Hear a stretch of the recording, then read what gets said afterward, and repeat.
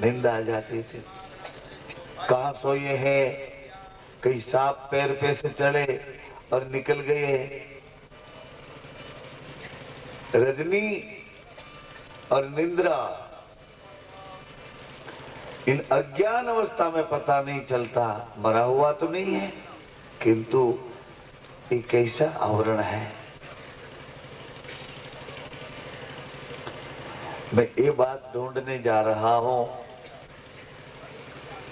कि अंधकार में ज्योति का प्रकाश कैसा है, कैसा है।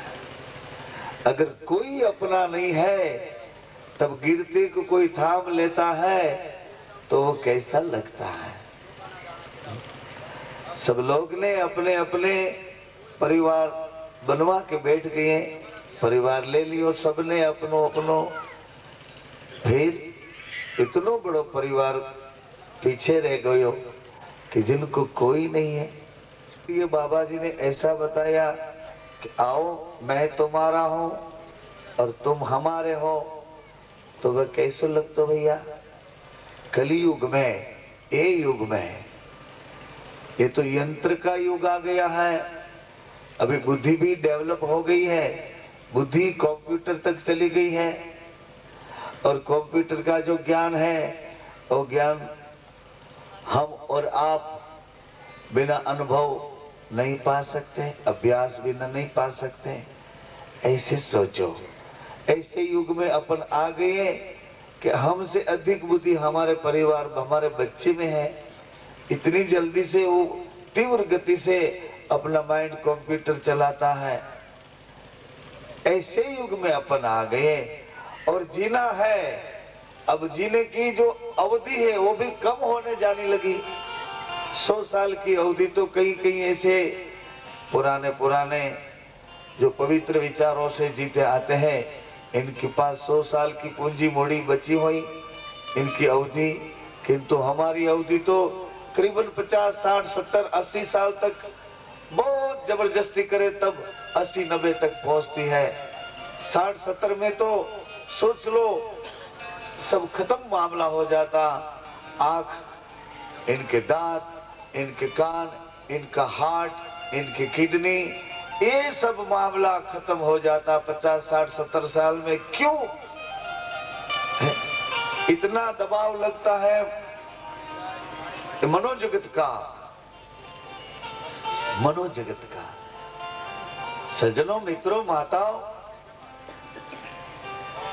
इस शरीर का पूरा कीमत विज्ञानी लोगों ने विज्ञान के माध्यम से इस शरीर का कीमत लगवाया। 6.5 करोड़ का ये बॉडी का कीमत होता है, 6.5 करोड़।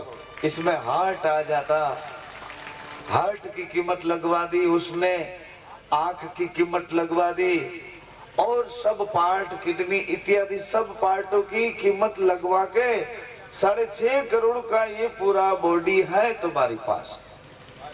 6.5 करोड़ का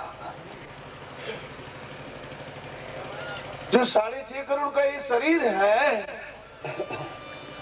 तो जिन श्वास से शरीर टिक रहा है उस श्वास की कीमत कितनी होगी भैया।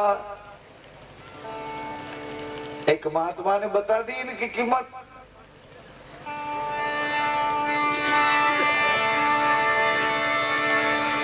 हरि भजीले ईश्वरा, ईश्वरदान जी ने इस श्वास की कीमत बताई है बाबा। हरि भजीले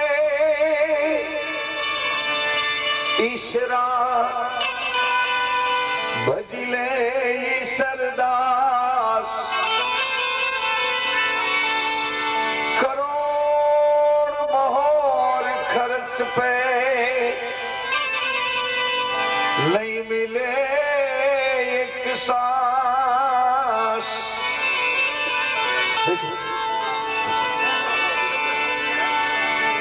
हरि भजिले ईश्वरा, भजिले ईश्वरदास, करोड़ मोहर खर्च पे हो।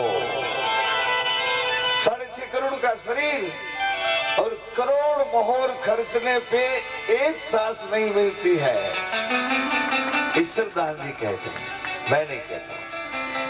ईश्वरदान जी ऐसा कह रहे हैं कि 6.5 करोड़ का शरीर एक सांस से चलता है, किंतु सांस की अवधि पूरी होने पर एक सांस चाहिए तो 1 करोड़ सोना मोर से भी नहीं मिलती।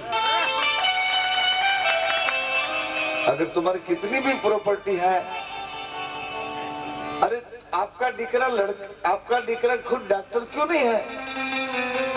डॉक्टर होने पे तुम्हारा खुद का डिकरा डॉक्टर है, किंतु इनके पास ऐसी कोई सुविधा नहीं है कि आपके लिए सांस कहीं से पकड़ के आपके अंदर लगा दें। करोड़ मोहर खर्चने पे एक सांस नहीं मिलती है।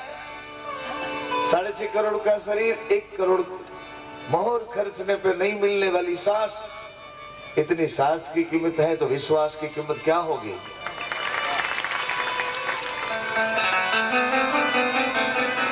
और वो विश्वास तुमको फ्री ऑफ मिलता है, फ्री ऑफ, बिना चार्ज। आइए बाबा, आपको भोजन मिलेगा, आपको रहने की सुविधा मिलेगी, आपको बैठने की सुविधा मिलेगी। अरे ये तो शिविर है, नहीं तो आपको अभी वरियाली को पानी भी दियो जातो, शक्कर वालों पानी करके भी दियो जाता। ये तो शिविर है, सोचो, इसलिए थोड़ी मर्यादा है। अरे हमारे गुजरात में कहीं कहीं तो कथा होती तो बीच में चाय भी आ जाती। भगवान की कथा और व्यसनों की व्यथा दोनों साइड, एक साइड में कथा और बीच में चाय, तो कथा किसकी है? और शास्त्री भी नीचे उसके नीचे बैठ के चाय पी लेता। ऐसा कोई तमाशा नहीं है भैया, ऐसा नहीं। मैं तो ये कहने जा रहा हूं कि ऐसा मौका बार बार नहीं मिलेगा भाई, ऐसा मौका।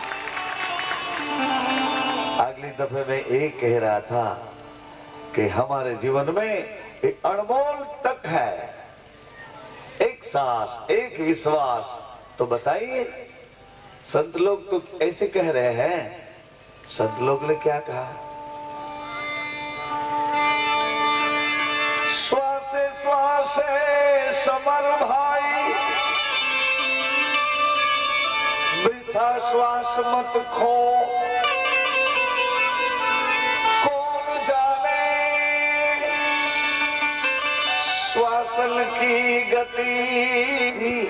वर्तमान विभूतियां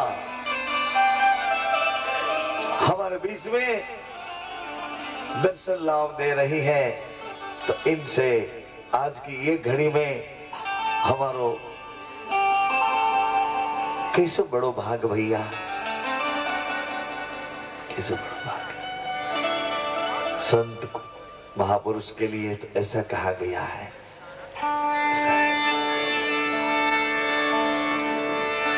तो बाबा रामदेव जी महाराज, इनको भी संत प्रिय थे, संत प्रिय थे, संत मत प्रिय था। और सनातन धर्म मर्यादा इनको ठीक से, सरलता से, सहजता से और हम आप और सबके दिमाग में बिठाना चाहते थे। कुसंग निकाल के सत्संग और दुराचार निकाल के सदाचार, कुमत निकाल के सत्य मत स्थापित करना चाहते थे। बार बार वो तो बात दोहराया करते थे कि मैं इसीलिए नहीं आया हूं, मैं धर्म की रक्षा के लिए, धर्म कार्य जो सत्य सनातन मर्यादा है, इनको पुनः स्थापित करने के लिए आया हूं। और बाबा जी के साथ आए हुए इनके लीला चरित्र के सब साथी, इन सबको देखें। हरभुजी है, इतिहास कहता है बाबा जी को अपना मौसी भाई लगता था, अपनी मौसी का दिकरा भाई। तो वो भी सोच रहे थे कि क्या करामत है, ये कोई सत्य अवतरित देवी शक्ति है, परम सत्य अवतरित है कि कोई करामत है। बार बार वो भी सोचते रहते थे। इनका एक प्रसंग है। भाइयों खेल रहे थे। महाराजा अजमल जी महाराज इन सब भाई की आपस भावना देख के बहुत प्रसन्न रहते थे। और ऐसा लिखा है कि चौपाट खेल रहे थे, उन टाइम भगवान दाव लगाते लगाते एक हाथ पिसारो। हाथ पिसारो तो बड़े भाई विरमदेव जी को तो कुछ आश्चर्य नहीं हुआ, किंतु हरभु जी को आश्चर्य हुआ कि हाथ पिसारो तो कहाँ गई हो हाथ। थोड़ी ही देर में हाथ वापस ही आयो, फिर चौपाट के दाव खेलने लगे बाबा जी। तो हरभु जी ने वो दाव रुका के कह दिया कि बाबा पहले ये बताइए कि हाथ कहाँ गए हो तुम, हाथ को कहाँ भेजा था, ये हाथ ऐसे ऐसे कहा गए। हंसते हंसते भगवान ने कहा कि एक मेरा नाम लेके कोई हमारा आराधन कर रहा था, चिल्ला रहा था, जोर जोर से भयभीत होके सहाय मांग रहा था। समंदर में एक जहाज डूब रहा था, इनको जरा किनारे लगा दियो। सोचो कोई बड़ी बात तो की नहीं है, आहिस्ता धीरे से उसको किनारे लगा दियो, ऐसी बात बता दी। हरभु जी बोले कि भाई साहब अपन तो इधर बैठे हैं और कई समंदर तो दूर है, ऐसे हाथ समंदर में कहा कैसे पहुंच सकते हो। तो बाबा ने बोला अगर तुम्हें संशय हो रहा है तो मेरे पहले हुए अचकन की बाई है वो थोड़ी भीगी हो गई है, ये भीगी हुई है, समंदर के पानी से भींज गई है, उनको अपना जीभ टिका दो, अगर वो पानी नमकीन जैसा लगे तो सोचना मेरा हाथ समुद्र तक पहुंचे। अरे हरभु जी ने जाके, बड़े भाई साहब थे, हरभु जी बड़े भाई साहब थे, उन्हें जाके बाबा के हाथ के पहने हुए अचकन की बाई को, भीगी हुई बाई को अपना जीभ लगा दिया तो नमकीन समुद्र के पानी सरीखा और जीभ को स्वाद मालूम हुआ। तो हरभु जी को आश्चर्य होगा, अरे हो गया, अरे बाबा यहाँ से समंदर तक हाथ चलो गयो और फिर वापसी आ गयो। इनके पैर पकड़ लिए, बाबा जी के पैर पकड़ के बैठ लिए। कौन? हरभु जी। क्या कहने के लिए कि अब बता दो कि आप कौन हो। आप और जब तक नहीं बताओ कि आप कौन हो तब तक आपका पैर नहीं छोड़ू, नहीं छोड़ू। बताइए ना आप कौन हो। भगवान अंतर्मुख होके हंसते हंसते बोलने लगे, भाई एक तो इस समुद्र में एक जहाज को किनारे लगाया, एक कहानी सुनी और मेरे हाथ की जो अचकन की जो भीगी हुई बाई को अपने अपनी जीभ से स्पर्श करके अनुभव किया कि हाथ वहां तक गया है। ये सब देख के तुमको भीतर से तुमको भाव जाग उठा, हमारे प्रति सद्भाव हो गया, हमारे प्रति तुम्हारी श्रद्धा प्रकट हो गई कि तुम कौन हो। ये तो सब कहानी सुन के हुआ है, किंतु मैं कहूं कि आपके भीतर से जब भाव प्रकट हो जाए, आपके भीतर का भाव,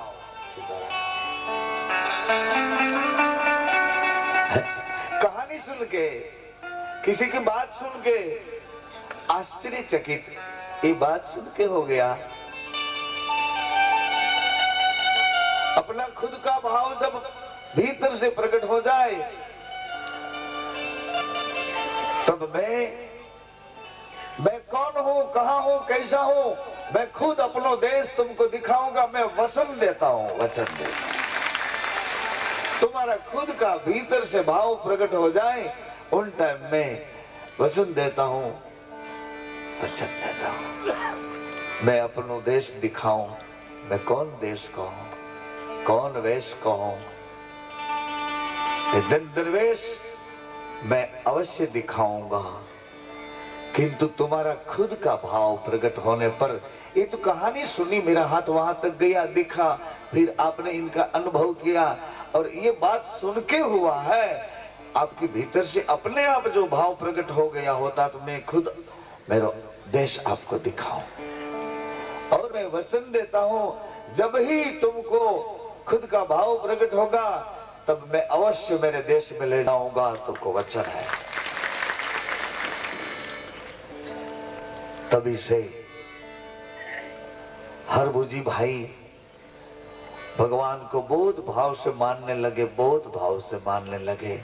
किंतु बार बार ऐसा होता था कि कई मेरे मौसी का लड़का भाई भी है, ये दोनों द्विधा में समय जा रहा था। द्विधा में मेरा भाई भी है। एक कहानी हमारे महापुरुष की है। एक संत थे, भाण साहेब इनका नाम था, और भाण साहेब गृहस्थी संत थे, रघुवंशी, लोहाना गिलाती के रघुवंशी संत थे। भाण साहेब गृहस्थी थे। इनका डीकरा था, इसका नाम था खीम, और इनका एक शिष्य था, उसका नाम था रवि, और रवि था व्यापारी बानिया। कोई बात, रवि ऐसा कहते हैं कि रवि उन टाइम फौजदार की नौकरी करते थे, फौजदार थे। और एक तो बनिया व्यापारी का डिकरा और फौजदार, और ये दोनों बात छोड़ के ये भाण साहब जो थे, ये संत थे, इनकी बातों में वो भावावेश में आ गए, प्रभावित हो गए, और अपने स्वभाव को छोड़ के सद्भाव को पकड़ के ये भाण साहब का चरण पकड़ के इनके शिष्य हो गए। रवि फौजदार की नौकरी छोड़ दी, और ओ रवि गुरु की निष्ठा, गुरु प्रति सद्भाव इतना बड़ा रवि का कि गुरु की निगाह, गुरु का इनकी जबान से निकलते हुए एक लफ्ज को रवि ऐसे आतुरता से चातक की तरह गुरु की ओर लगा रहता था। चातक पक्षी जैसे पीयू पीयू करता है, स्वाति का नक्षत्र है, इनकी इंतजार करता है। और कहीं पानी तालाब कितनो है तो पर कहीं चाट नहीं डुबोता, वो पीयू पीयू करके प्यास बुझा लेता। ऐसे रवि अपने गुरु की ओर पीयू पीयू करके बैठा है। अबे भाण साहब का जो डीकरा था खीम साहब, इनको ऐसा लगा कि मेरे पिताजी रवि प्रति बहुत भाव करते हो, मैं इनका लड़का हूँ, मुझे कुछ नहीं देते, मुझे ज्ञान ध्यान की बात कम करते हैं, रवि को ही सब बात बताया करते हैं। इनको ही अंदर से वैर वृत्ति हो गई कि रवि मेरे पिताजी के पास से सब कुछ ले रहा है और मुझे कुछ नहीं मिलता है। पिताजी मेरे प्रति भाव कम रखते हैं। एक दिन खीम साहब को इतना गुस्सा आ गया कि आज तो रवि को जाकर मैं डांट दूं। तो गए रवि के पास। रवि ने देखा कि मेरे गुरुदेव का डिकरा, मेरे गुरु भाई आ रहा है। रवि तो खड़ा हो गया, सामने दौड़ा, आइए आइए, सोचे मेरे गुरु जी ही आ रहा है, मेरे गुरु आ रहे हैं।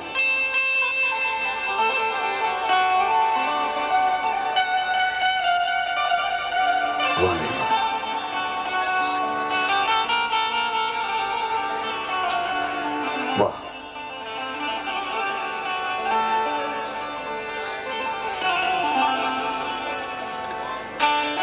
मेरी आत्म ज्योत जगावो, आओ बाबा जी आओ, मेरी आत्म ज्योत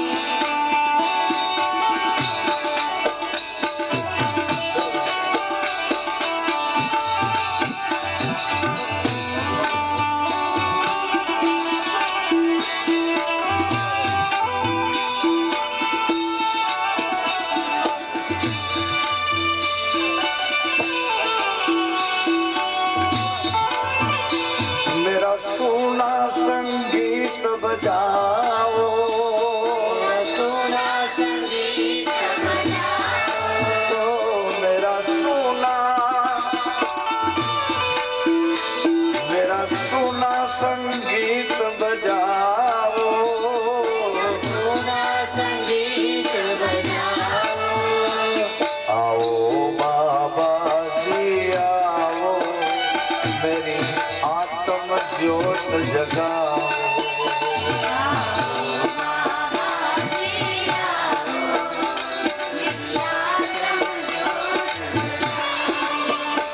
मेरी आत्म ज्योत जगाओ।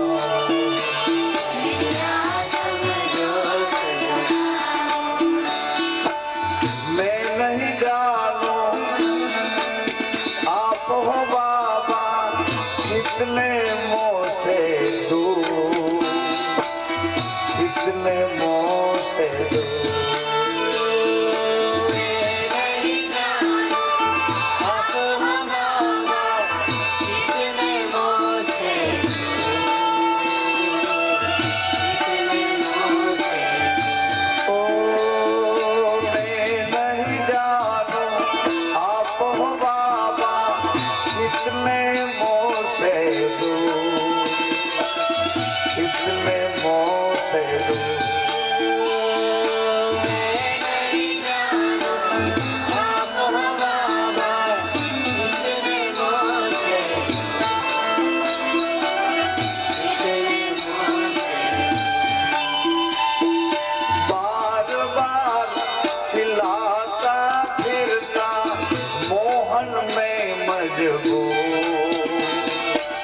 मोहन में मजबूर, बार बार चिल्लाता फिरता, मोहन में मजबूर,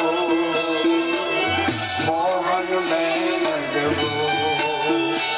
निकलूंगी नूर दिखाओ, मेरी आत्म ज्योत जगाओ।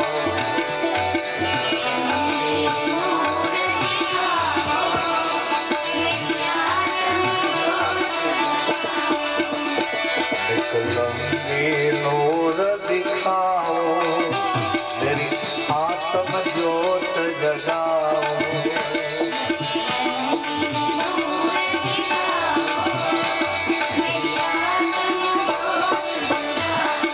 हो आओ बाबा जी आओ, मेरी आत्म ज्योत जगाओ।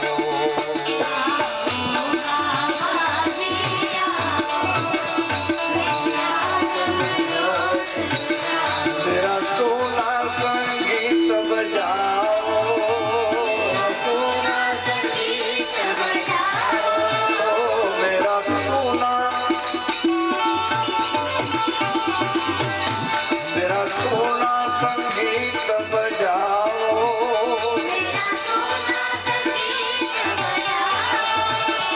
आओ बाबा जी आओ,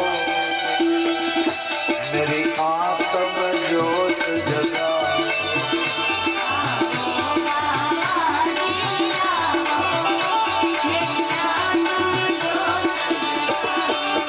अणु अणु में खेल रहे हो, आप हो अंतर्यामी, आप हो अंतर्यामी।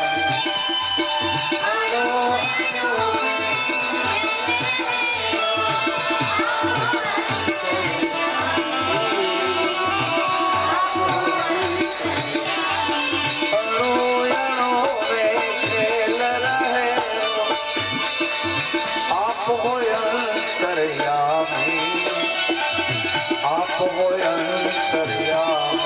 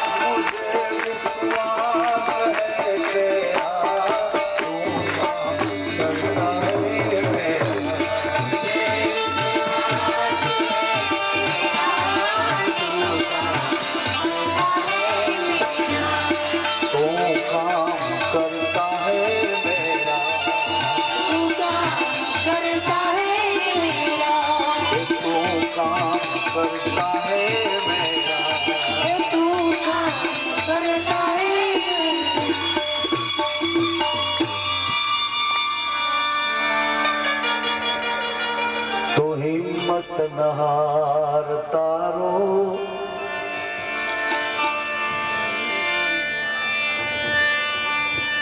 काम प्रभु जे कर से, हिम्मत न हार। मैं ये बात कहने जा रहा था कि गुरुदेव सोचो आए, रवि को ऐसा लगा मेरे गुरु के दिक्र, मेरे गुरु के पुत्र नहीं, खुद मेरे गुरु आ रहे हैं। रवि सामने गया, किंतु खीम साहब आज गुस्सा करके आए थे। क्यों? कि मेरे पिताजी सब इन रवि को ही रवि को ही बता देते हैं, सब ज्ञान ध्यान और ऐसी सब सिद्धियां उपासना सब बात ये रवि को ही दिया करते हैं। मेरे पास तो कभी ये बात का मौका ही नहीं लेते और मुझे ये बात बताते नहीं। मेरे से क्या अभाव है, ऐसा इनके हृदय में हो गया, क्योंकि वो पुत्र थे और वो इनके शिष्य थे रवि। आगे और इनके साथ आज कुछ ऐसा डांटना है, ऐसा झगड़ा करना है, ऐसे भाव से आए थे। रवि ने बोला आइए आइए बाबा, आप तो मेरे गुरु सरीखे हो, मेरे गुरु के दिकरे नहीं, मेरे गुरु के पुत्र नहीं, मेरे भाई हो, मेरे गुरु भाई हो, आइए आइए। किंतु उसकी तो आंख ऐसी टेढ़ी टेढ़ी हो रही थी, कुछ कुछ अभी अभी कह दूं, अभी तेरे से सब बात कर दो। गुस्सा करके कांपने लगी, यहाँ तक गुस्सा कर दिया। हकीम साहब आए, एक बड़ा ढोलिया पलंग बिछाई थी और पलंग पर बोले गुरुदेव आप बैठिए, बड़े भाई बैठिए, आप विराजित हो जाए। मगर खीम ने कहा मैं पीछे बैठूंगा, पहले मेरे को बताओ पिताजी ने तुमको क्या क्या चीज, कौन सी बात बताई, कौन ज्ञान ध्यान की, कौन सिद्धियां बताई, वो पहले मेरे को जल्दी से बता, बाद में बैठने की बात कर। रवि कहे आप बैठे तो सही, अपन दोनों अभी तो मझधार में है, अपन दोनों मझधार में है, नहीं किनारा ये साइड का, नहीं किनारा ये साइड का, जैसे छुट्टा है और वहां पहुंचा है, इन दोनों के बीच में अपन दोनों खड़े हैं। आप बैठे तो सही, अभी तो नाव में मझधार में अपन बैठे हैं, नाव में मझधार में बैठे हैं। ऐसा कह के खीम साहब अपने गुरु के दिक्रे थे, इनके हाथ पकड़ के पलंग पर बिठा दिए। जैसे खीम पलंग पर बैठे, इन टाइम तो सोचो वो ढोलिया वो पलंग नहीं था, वो कोई जहाज थी, कोई नाव हो गया और चारों ओर पानी पानी पानी हो गया। खीम तो जल्दी से उतर गया कि इतनी बड़ी सिद्धियां और मेरे पिताजी ने इनको दिखा दी, मुझे कुछ नहीं, मैं उनका दिकरा, मुझे कुछ नहीं, इनको सब। वहां से चल पड़े, आए पिताजी के पास और पिताजी को कहने लगे मैंने आपका क्या बिगाड़ा है, इतनी बड़ी बड़ी सिद्धियां, सब ज्ञान ध्यान और सब आपकी उपासनाएं, सब आपका जो कुछ तब्बल है सब वो रवि को ही दिखा दिया, मेरे को कुछ नहीं। अरे रवि कितना सिद्ध हो गया, मैं गया था तो उसकी चारपाई पे, उनकी पलंग पे बैठा तो नाव बन गई, चारों ओर पानी पानी हो गया। उसने मेरे को बोला अपन मझधार में है, तो पिताजी हंसते हंसते कहने लगे कि सही है खीम पुत्र, अभी तो हम आप सब मझधार में है और ये बात सुनने सरीखी है कि भाई वो मेरे को गुरु मान रहा है और तू मेरे को पुत्र मान रहा है। इसी वजह जो गुरु भाव से लिया जाता है वो पिता पुत्र भाव से तो नहीं ले सकता है, दूसरा कोई फर्क नहीं। जो बात इनको कहता हूँ वो बात तुझे भी कह रहा हूँ, किंतु तू पुत्र है, पिता भाव से मेरी बात पकड़ता है, वो शिष्य है गुरु भाव से पकड़ता है। तो हरभुजी भाई साहब थे, तो उनको कभी ऐसा लगे कि मौसी का दिकरा भाई है, कभी ऐसा लगे कि तो कोई दैवी अवतरण है, कोई अद्भुत शक्ति है, भगवान कोई हमारे साथ रहने वाले नहीं है, वो इनको रहने को कोई दूसरी जगह है, इनको लोग अलग है। ऐसे ऐसे बाबा जी के साथ जो चरित्र करने में लीला सही होगी, जो जो पात्र बने हैं इन सब पात्र को देखें तो सब पात्र ऐसे हैं। हमारे ये तो रायन पुराण में एक ऐसी बात लिखी है, और यहाँ के अमर सिंह तंवर महाराज श्री ने जो बात बताई है वो बात भी ठीक से सोचने सर की है। डालीबाई के बारे में ये बात लिखी हुई है।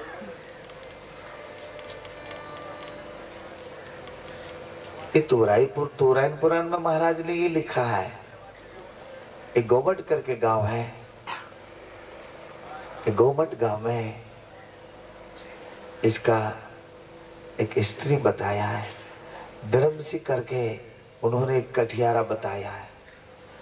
वो काष्ठ काटने के लिए जाता है और जो रास्ते पे रोजाना काष्ठ के लिए वही रास्ते से निकलता था, किंतु एक जगह पे थोड़ा विश्राम करने के लिए बैठा तो पीछे कोई रोने की उसने रणुकार सुनी कि क्या कोई मासूम बच्चा रो रहा है। ये जंगल में मैंने कभी नहीं सुना। थोड़ी देर तक उसको ऐसा लगा कि मेरे दिमाग में कुछ खराबी हो गई, यहाँ कौन रोने वाला जंगल में। फिर उसने उठ के देखा तो एक पेड़ की डाली की अंडर में थोड़ा कापूस और इसके बीच में एक लड़की पड़ी है और रो रही, हाथ पिसार के। हो, ये भी तो कोई चरित्र है। मैंने सोचा कि शायद किसी का बच्चा होगा। झाड़ पे चढ़ के बहुत बहुत बूम लगाई, अरे भैया किसका बच्चा है, कैसे रो रहा है, कोई आके इनको ले जाओ, कौन है ऐसा करके बहुत चिल्लाए, मगर कोई आई नहीं। 1 घंटा 2 घंटा चला गया, फिर बेचैन हो गया धर्म से और सोचने लगा कि क्या करूं, मैं तो गृहस्थी नहीं हूं और इनको उठा के क्या करूं। फिर उसके दिमाग में बात बैठी कि मेरा एक मित्र है और बाबा जी का परम भक्त है, अखई है, चर्मकार है। तो उसने सोचा कि उसको भी कोई संतान नहीं है, औलाद नहीं है, इन बच्चे को उठाऊं और उसको दे दूं, बहुत खुशी होगा। एक स्टोरी इसमें तवराइन पुराण में लिखी।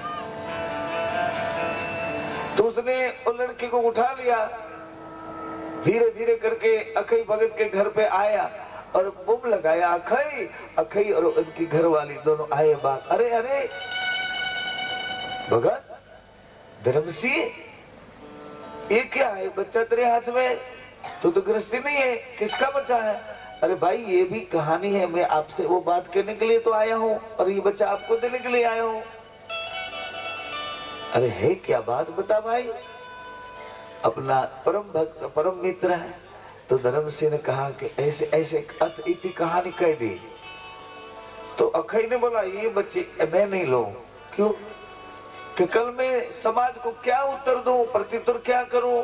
कोई पूछे कि बच्चा ये औलाद कहां से लाए, तो भाई ये बच्चा किसका उठा के लाया, मैं क्या बताऊं।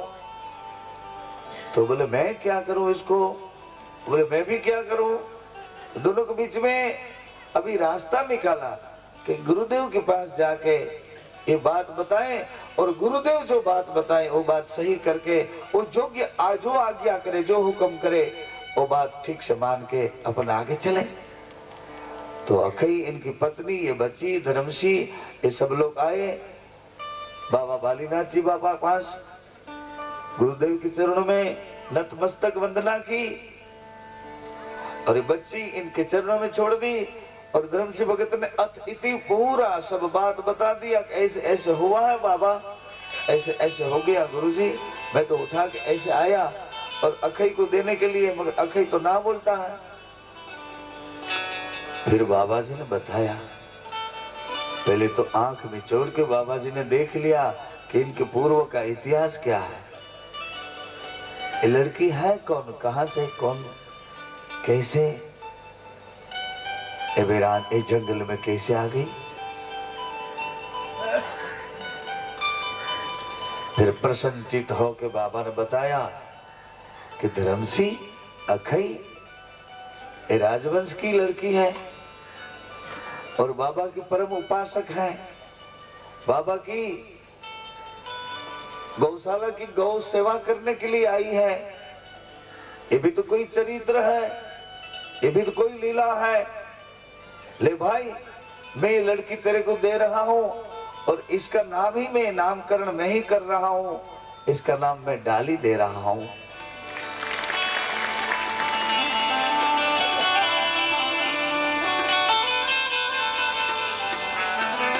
धर्मसिंह और इनकी पत्नी बहुत खुश हुई।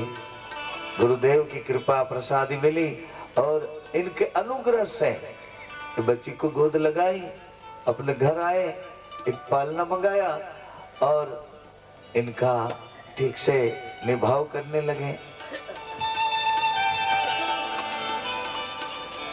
देखो ये हो रहा है क्या, सोचने सरी की बात है। माता पिता सोचे कि हम ये बच्ची को पोस रहे हैं, पाल रहे हैं और खुश मिजाज प्रसन्नचित रख रहे हैं, किंतु पता नहीं चलता था कि बच्ची माता पिता को प्रसन्नचित रख रही है कि माता पिता बच्ची को प्रसन्नचित रख रहे हैं। बच्ची हाथों की इशारत करती है और पिता को गौशाला तक ले जाती है, गौवा का वंदना करती है, कहीं बाबा जी को देख लेती है, धीरे धीरे करती ऐसे डाली योगी उम्र की होने लगी, 5, 6, 7 साल की हो गई और गौशाला में सेवा करने लगी। हमारे बाबा जी ने इनको एक गीत लिख दिया है।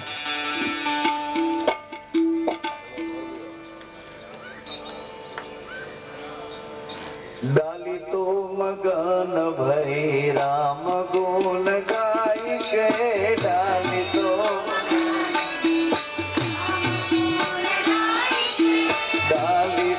मगन भई राम गुण गाई के,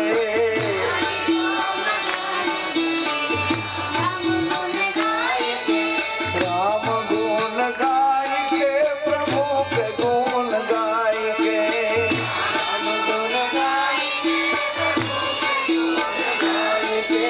राम गुण गाई के, प्रभु के गुण गाई के।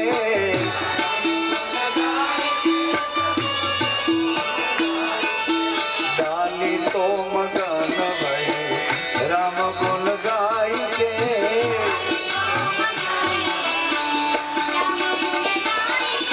डाली तो दीवानी भई राम गुण गाई के,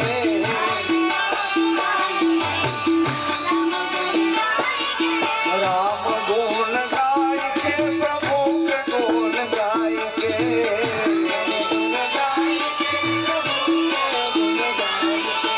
डाली तो दीवानी भई राम गुण गाई के,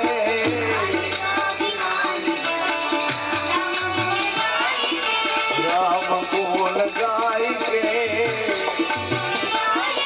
प्रभु के गुण गाई के।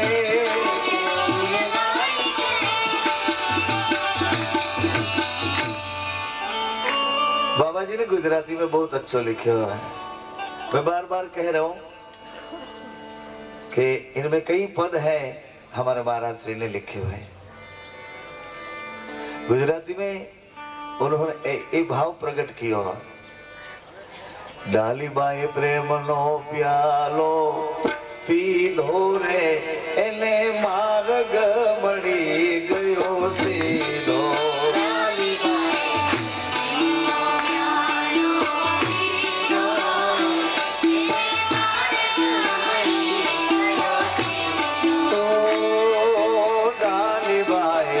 मनो प्यालो पीधो रे इन मार्ग मળી गयो सीधो, डाली भाई मनो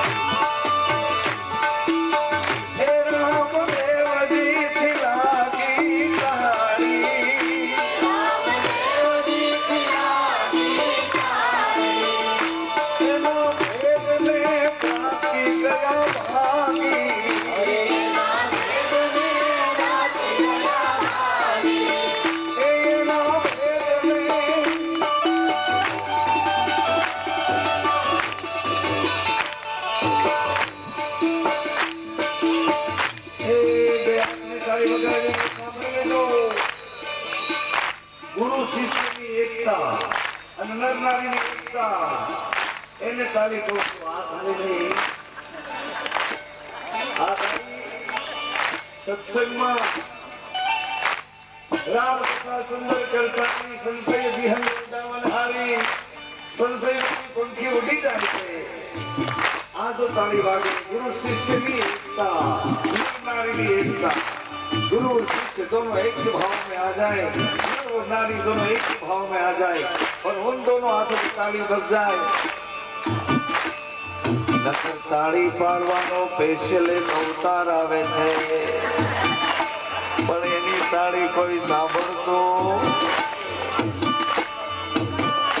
रामदेव जी थी लागी ताली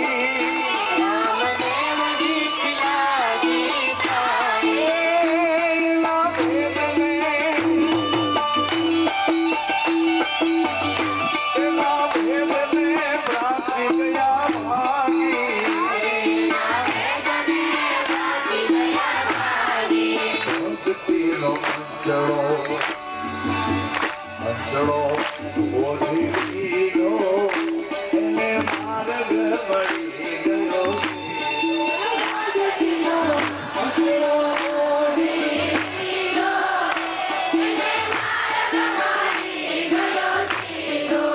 કાળીબાઈ પ્રેમનો પ્યાલો એને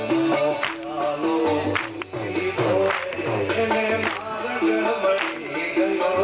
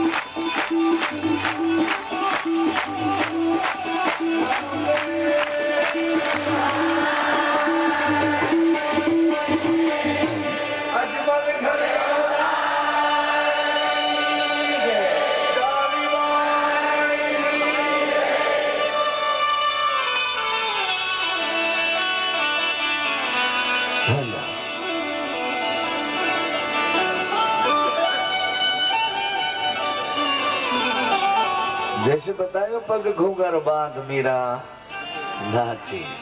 हाँ? नाचना बहुत बहुत कठिन है। घरे नाचવાનું હોય તો વાંધો નહીં, ઘરે તો જે કઈ આપણને કઈ પ્રમાણે નાચવાનું હોય।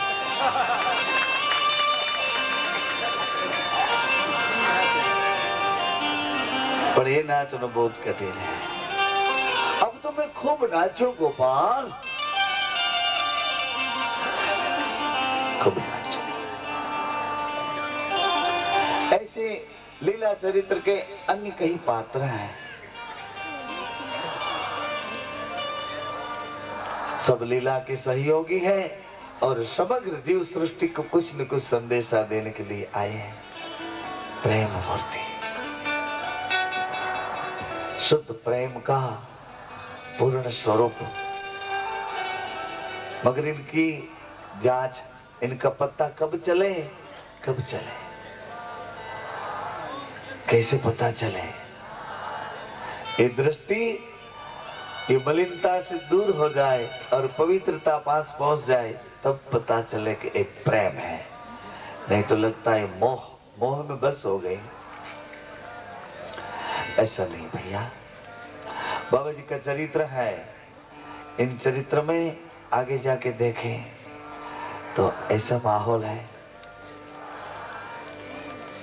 कि बाबा जी के कुछ विरोध भी कर रहे थे, विरोधी भी थे, सहयोगी जैसे थे, संत भक्त, जिज्ञासु, ज्ञानी, नेमी प्रेमी, अंतर्दृष्टा, जिन्होंने बाबा जी ने दृष्टि दी थी। और सब लोग तो सोचो बाबा के पूरे शरणागत थे, इनको पा गए थे इनकी कृपा से। जा पर कृपा होई तुम्हारी, ता पर कृपा करे सब कोई। जा पर होई कृपा तुम्हारी, सो जन वही आपको पहचान सकता है। ऐसे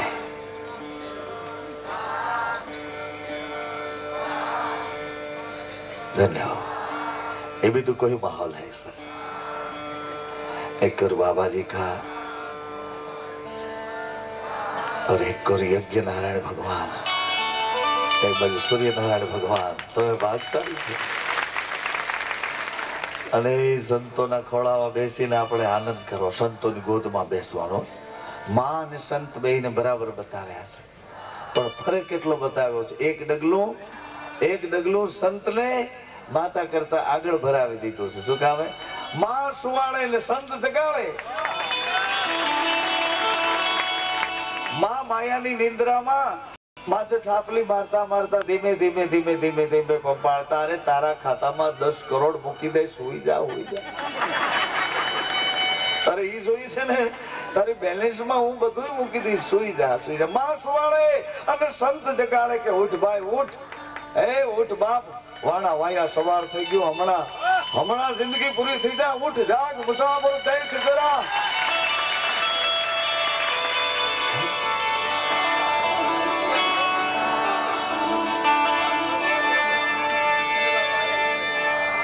तीसरा वगैरह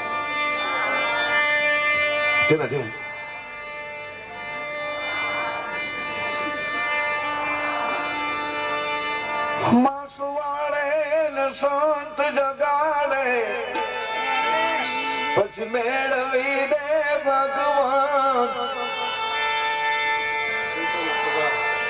સંતોનો સ્વભાવ છે એવો, નનેતાની ગોદ ના દેવો। સંતોનો સ્વભાવ છે એવો, નનેતાની ગોદ ના દેવો। સંતોનો સ્વભાવ છે એવો, નનેતાની ગોદ ના દેવો। સંતોનો સ્વભાવ છે એવો, નનેતાની ગોદ ના દેવો। માસ વાળી દે। અરે રે વાહ કવિ વાહ। કોણ? રાવત બાપુ નું કોણ?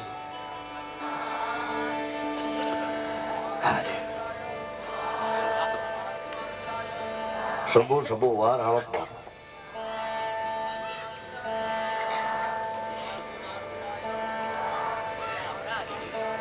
जगाड़ी देने मेड़वी दे भगवान ता सुधी संत भेड़ा हाले आवे। ये संत रो महिमा भैया, बहुत बड़ी बड़ी भावना है संत प्रति, और इनके महिमा की तो क्या बात बताएं। किंतु अपन देख रहे हैं लीला चरित्र में कई विरोधी थे, सब सहयोगी नहीं थे, और हमारे आपके भी कोई न कोई विरोधी हो गए। गावरे में से सूरत में जाके कुछ आप अपने पुरुषार्थ से आगे बढ़े तो विरोधी भी मिल जाते हैं। जब गांव में जाओ ना तब कई ऐसे भी मिल जाते हैं।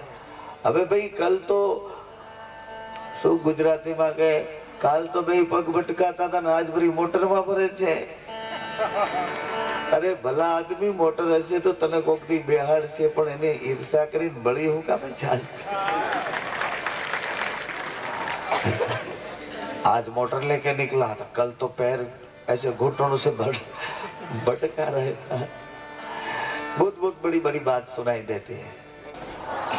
हम अपने जन्मभूमि में गए थे ना गाड़ी लेके एक दिन, तो एक आदमी आके देखने लगा, अरे मोटर, बाबा जी की जगह में मोटर। तो किसी ने कह दिया कि ये बाबू का डिकरा है ना, वो सूरत रहता है, वहां से मोटर लेकर आया। अच्छा, वो भगवान की टोकरी बजाता था, उसको मोटर।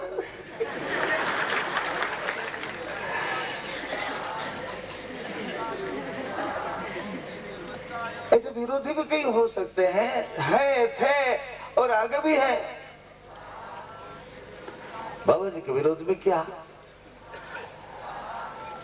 एक बहुत अच्छी बात तो यह है, जब बाजी महाराज को पता चला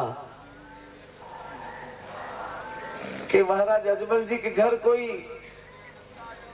दिव्य विभूति और सोचो भगवान खुद ही अवतरित हो गए हैं, ऐसी बात इनके दिमाग तक पहुंची, मगर उसका दिमाग घूम गया। अरे कैसे हो सकता है, हम कई सालों से भक्ति कर रहे हैं और उसके घर भगवान जैसा। मगर उसको क्या होता था कि मैं कैसे जाऊं उसको देखने के लिए, जाऊं कैसे, इतना बड़ा मैं वहां कैसे जाऊं, और वो मेरे को मिले भी कैसे। वो बात सोच रहे थे, इतने में उसको एक मौका मिल गया। जम्बूसर की ये बात है, जाबाजी महाराज ने एक बहुत बड़ी तालाब बनाया, और वो तालाब के उद्घाटन की जो विधि है, ऐसा प्रसंग निकाल के उन्होंने बाबा जी को निमंत्रित किए कि अब यहाँ आए तो मैं देख लूं वो कैसा है, इनमें करामत क्या है, कि कोई देवी अंश है, देवी शक्ति है, अगर तो कोई अवतार है, जो कुछ है सब मैं देख लूं, बस देखो तो सही वो कौन है। भगवान ने आमंत्रण पढ़ लिया, इनकी भाषा को पढ़ी और ठीक से सोच लिया कि यहाँ तो जाना ही पड़े। भगवान पधारे और बहुत प्रसन्नता से इनको स्वागत कियो। आपको स्वागत हो गयो। तो जम्बाजी महाराज इनके तालाब पे ले गए हैं, बहुत बड़ी फंक्शन लगाए थे उधर, कई लोग और भी आए थे, और सबके बीच में जम्बाजी महाराज बता रहे हैं कि सामने वाली जो दीवार है इसमें इतनी नक्शी लगाई, इसमें इतनी मजबूताई की है, इसका काम इतने साल तक चला, इसमें इतना खर्च हो गयो, ये इतना मजबूत है, ये ऐसा सुंदर है, ऐसा है। हर बात बाबा जी को बता रहे हैं।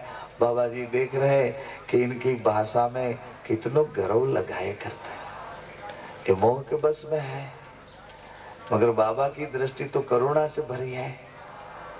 सब बात करते, आंखें निकाल के बाबा जी को देख भी लेते, कहीं से पग के नखून से इस सिर के बाल तक देख लेते, मगर बाबा की आंख के सामने आंख मिला नहीं सकते थे। क्यों? इनकी आंख में ईर्ष्या थी और उनकी आंख में प्रेम था। जिनकी आंखों में से प्रेम ही प्रेम है, ईर्षा वाले इनकी आंखों में आंख नहीं मिला सकते। सही कहता, जिनकी आंखों में करुणा ही भरी है, द्वेषी इनकी आंख के आंख मिला नहीं सकता है। महाराज इनकी आंखों में आंख नहीं मिला सकते थे, क्यों? उन आंखों में प्रेम ही प्रेम। चाहो कितना भी इनकी बुराई करो, कितनी भी इनकी वैर वृत्ति करो, इनकी ईर्षा कितनी भी करो, तो भी प्रेम ही प्रेम। जहाँ प्रेम का ही सौदा था, दूसरी तो कोई बात अंदर थी नहीं, दूसरा कहां से निकाले? प्रेम ही प्रेम भरा था, तो प्रेम ही दे रहे थे बाबा। फिर बाबा जी ने बोल दिया, तालाब तो बहुत अच्छा है, बहुत बढ़िया तालाब है, कितना सुंदर है, देखो तो सही कैसे तालाब है, ये तो बेनमून तालाब है, किंतु पानी पीने सरीखो नहीं है, क्योंकि इनके अंदर ईर्षा पड़ी है। ईर्षा वालों पानी है, वो पीने सरीखो नहीं है। तो जामाजी महाराज तो खड़े हो गए, क्या बताया आपने? बोले पानी पानी पीने सरीखो नहीं है। अरे पानी पीने सरीखो अगर नहीं हो तो मैं इतना लंबो चौड़ो तालाब कैसे बनाऊं, क्यों बनाऊं? इतनो खर्च, इतनो समय, इतनो द्रव्य इसमें कैसे लगाऊं अगर पानी पीने सरीखो नहीं हो तो? बाबा जी ने बोला, मनुष्य तो नहीं, किंतु कोई मूंगे जानवर भी नहीं पी सके ऐसो पानी है। अरे मनुष्य तो नहीं, मूंगे जानवर भी नहीं पी सके ऐसो पानी है।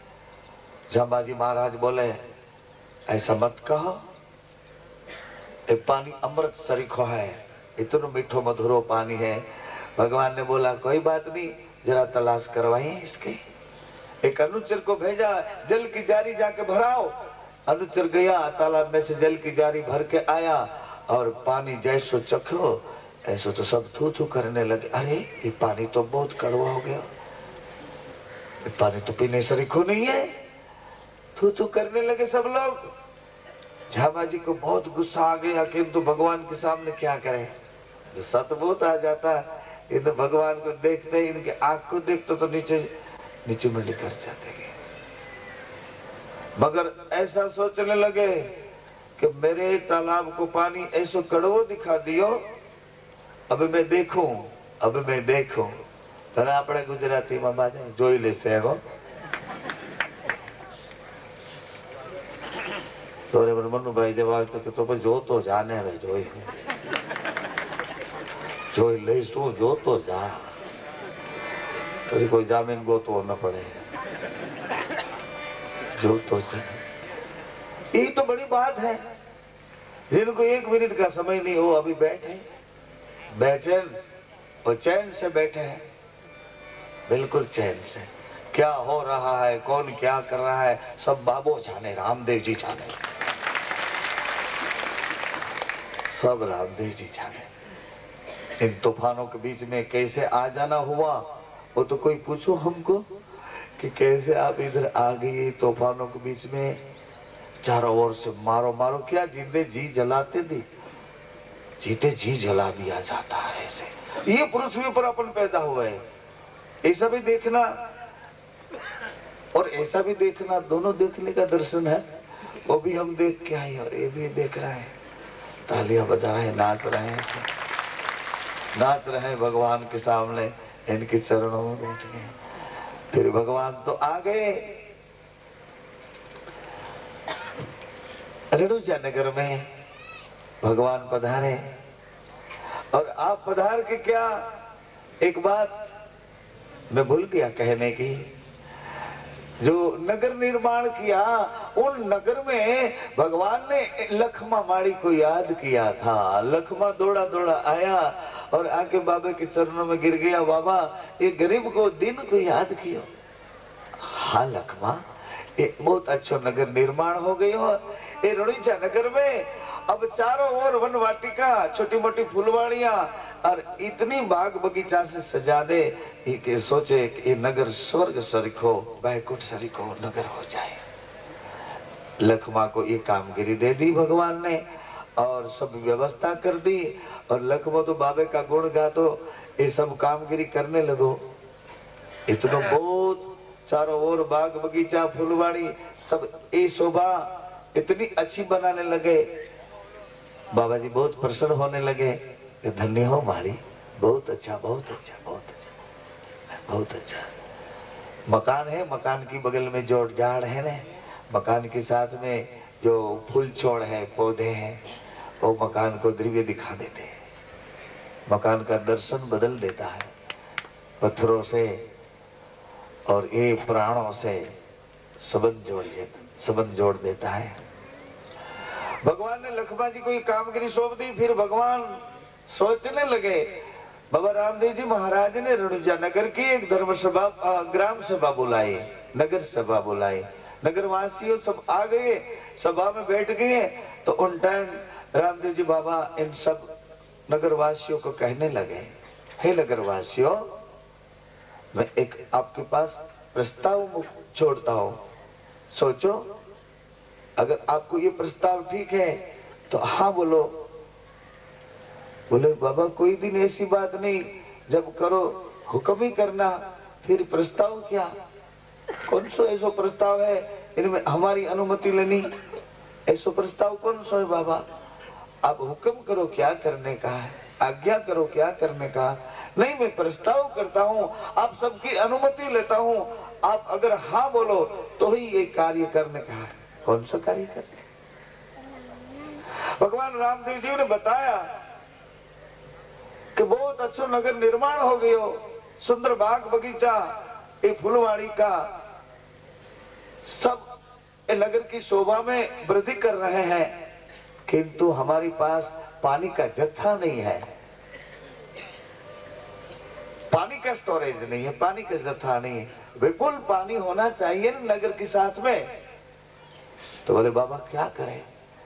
तो रामदेव जी बाबा ने बताया कि मुझे लगता है अपन साथ मिलके एक बहुत छोटा मोटा और अच्छा सरोवर निर्माण करें, सरोवर निर्माण करें। तो ये प्रस्ताव तो नगरवासियों बहुत हर्षनाथ से बधाई कर रहे हैं, बहुत हर्षनाथ से। बोले बाबा इनका उचित समय बताइए और इनका शुभ स्थल बताइए, ये सरोवर निर्माण कहाँ करने का है। तो सब नगरवासियों अपने समूह पुरुषार्थ से इस सरोवर निर्माण करने के लिए भाव और उमंग से निकल पड़े। कई ऐसे बूढ़े लोग थे, बड़े बड़े उम्र वाले लोग थे और छोटे बच्चे थे, इनके लिए बाबा ने कुछ अलग व्यवस्था कर दी, इनका आहार व्यवहार, इनके रहने की।